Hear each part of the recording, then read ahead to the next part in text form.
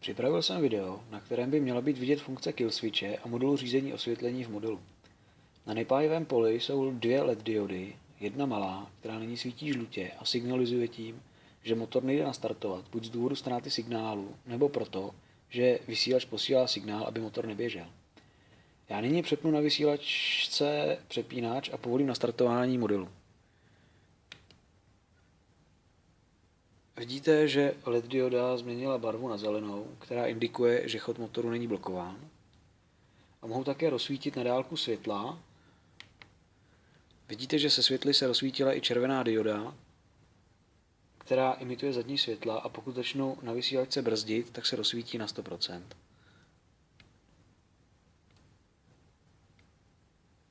Světla mohu také na dálku vypnout. A pokud vypnu motor na vysílači, tak se s ním automaticky zhasnou i světla. Vidíte, že dioda mění barvu ze zelený na žlutou. Zelená signalizuje, že chod motoru není blokován. Žlutá signalizuje, že motor je blokován. Pokud model ztratí spojení s vysílačem, do 1 sekundy se rozsvítí žlutá LED a motor se vypne. Totéž nastane, pokud poklesne napětí v modelu pod 4,8 V při napájení NMH bateriemi a pod 7 V při napájení lipolkou.